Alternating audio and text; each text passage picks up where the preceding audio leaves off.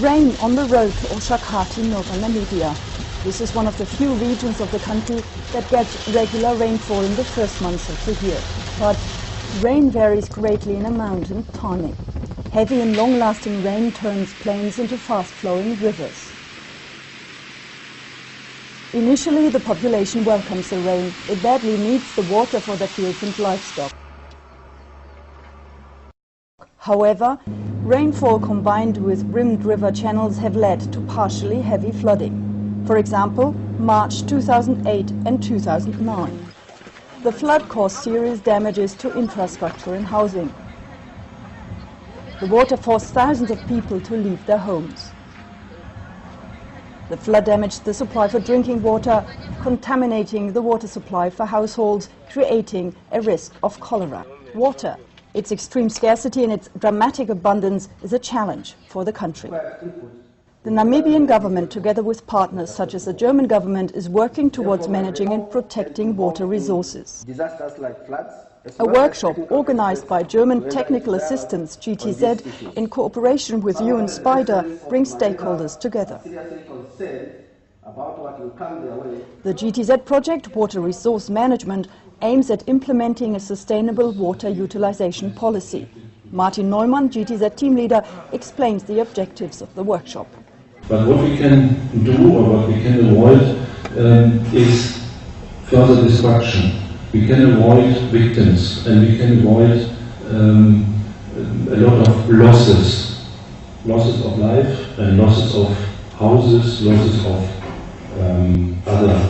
other things.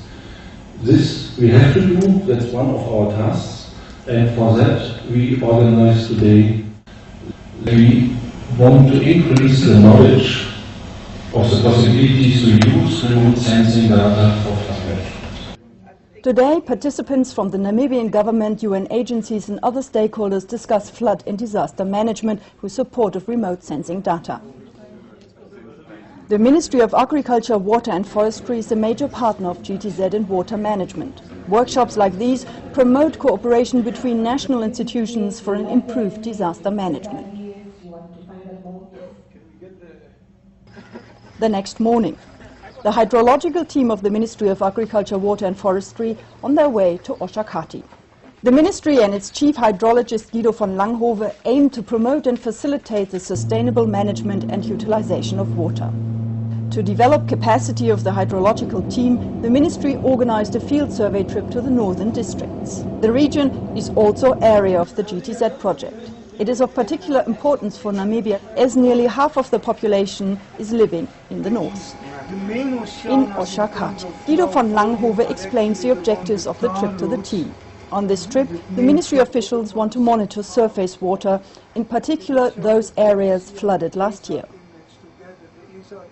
2008 flood maps produced by the Center for Satellite-Based Crisis Information of the German Aerospace Center give directions. The maps are produced on the basis of radar data that allows to easily identify surface water. All areas covered by the water during the floods 2008 are marked on the maps in blue. Because when I spoke to that lady, she didn't have any idea of what she had to do. They first stop at a bridge. The bridge was washed away by water in 2008. It has been rebuilt with bigger culverts. Reason enough to take the GPS coordinates so the team can relocate the spot on their map. Second stop at a footbridge. The forces of the water are still visible. The bridge is close to a canal that transports drinking water from Angola to a water treatment plant in Oshakati. A boy from the nearby village shows how high the water flooded his home in 2008. The flood water also contaminated the drinking water canal. Waterborne diseases led to several deaths and increased incidence of diarrhea. The flat plain in northern Namibia is lined with normally dry basins that fill fast when water levels rise. To monitor the water level, the ministry has several systems in place. With data from the past, the hydrologists already have indications where the water could flow. You could see that there is a secondary channel in which the main channel spills at very high floods, and that comes here.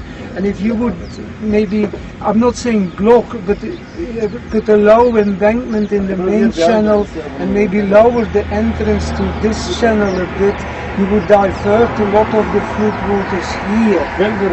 If you would then study the gradient of this channel joins the main channel again further downstream. And so in theory at least you could envisage that as a solution to keep most of the water out of Oshakati. Recorded data of the extent of the flooded area and the further development of the water's flow is highly important for flood prevention. To understand the background, the team of the ministry attended training conducted by 2 experts from the German Aerospace Center. They learn how up-to-date geographic information can be used for flood prevention. The German experts explain them how flood maps are produced on the basis of satellite images and especially radar data.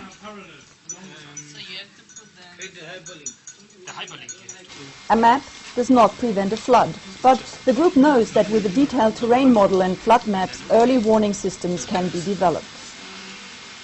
Recommendations for land use and spatial planning can be given to avoid roads and villages to be flooded. On their field trip, the ministry team often sees people who endanger themselves by building their homes close to river canals and dry riverbeds. In case of flooding, those are the first victims of the flushing water. The last stop is the connecting bridge from Ondangwa to Oshakati. Last year, the water level nearly flushed the road. Now, the water level is much lower. The bridge is a crucial bit of infrastructure.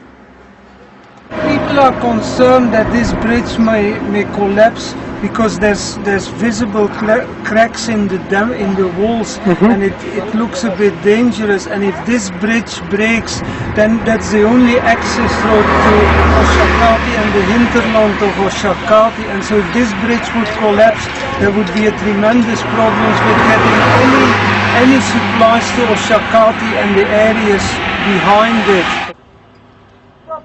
The protection of people, their livestock, roads and villages from flooding is a challenge for Namibia. The authorities already take action. Here they construct new box culverts for a bridge. These culverts allow more water to flow through the bridge to avoid future damage. For further efficient water and flood management, cooperation of different stakeholders on local, national and international level is essential. The workshop, training and field trip are further steps towards the creation of a mechanism for coordination of water and flood management.